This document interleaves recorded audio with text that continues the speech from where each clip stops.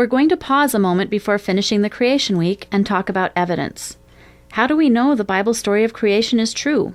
Is it just some parable that has little, if any, relevance to our lives?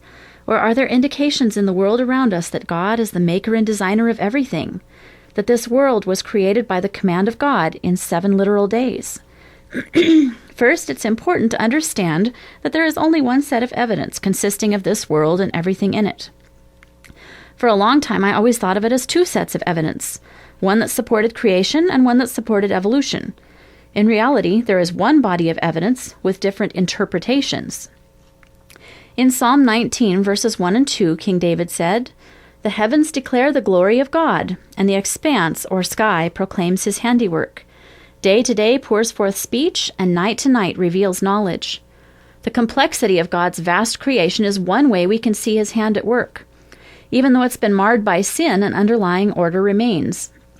Our Earth and the other planets continue to orbit around the sun. The moon orbits around the Earth. Everything has its time and place. The sky proclaims his handiwork. Let's use our imaginations for a moment. Suppose you and I made a trip together to Italy. As we stroll around the paved streets of Vatican City, we come across the famous Sistine Chapel and head inside. Both of us are awestruck as we crane our necks all around trying to see the giant pictures. "They're so beautiful," you finally say. "Michelangelo was a tremendous artist. How much work and planning must have gone into all this. It just amazes me that he could design and paint all these masterpieces, and on the ceiling, too." "I don't believe in Michelangelo," I reply. "He's just a myth made up by superstitious people to explain how these paintings got up there. Really, all it took was time. Lots and lots of time. As the years went by, the paint gradually arranged itself into the patterns you see today. It's beautiful, but it happened by random chance." You laugh nervously and begin edging away. Clearly, some of my cylinders are misfiring. Anyone knows that a painting must have a painter, a building must have a builder, and a design must have a designer.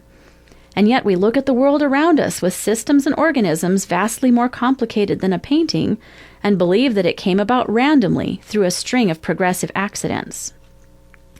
The monarch butterfly migrates north in the summer and south in the winter. Some even travel as far as 3,000 miles. Their navigational system is so complex that scientists aren't quite sure how it works, though it seems to include the Earth's magnetic field and the position of the sun. Monarchs in the eastern U.S. go to Mexico for the winter, and western monarchs go to California. I can't even drive in Billings without getting lost, and these little insects find their way year after year without any maps or a talking GPS.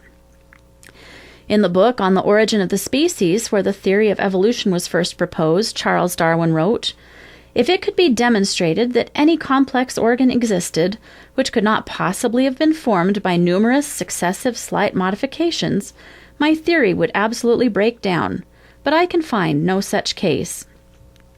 With that in mind, let me introduce you to the simple cell. Back in Darwin's day, scientists were just beginning to learn that a cell was much more than a tiny bag of jelly. And in the years since, we've learned that there really is no such thing as a simple cell. E. coli, the bane of picnics everywhere, contains over 4,000 genes. One of the simplest of all cells, a eukaryote, contains around 100,000 parts. Thousands of operations take place inside each of these cells. And these vastly complex cells are the building blocks for even more complex systems, the basic foundation for all life on Earth. And yet many still believe that everything we see is the product of chance. The Bible said it would happen. 2 Peter 3, verses 3 to 5 predicts, "First, knowing this, that there will come in the last days scoffers, walking according to their own lusts, and saying, 'Where is the promise of his coming? For since the fathers fell asleep, all things continue as they were from the beginning of creation. For this is hidden from them by their willing it.'" The King James Version calls them willingly ignorant, "that the heavens were of old, and the earth out of the water and through water, being held together by the word of God." So scoffers in the last days of this earth's history will deny that God is the creator. Why? Verse 7 explains that they deny God as creator and the reality of Noah's flood, we'll get to that story later, so that they can also deny a day of judgment. a day of judgment in which the Creator God and His Son Jesus Christ provide our only safety. 1 John 4:17. In this is our love made perfect, that we may have boldness in the day of judgment, that as He is, so also are we in this world.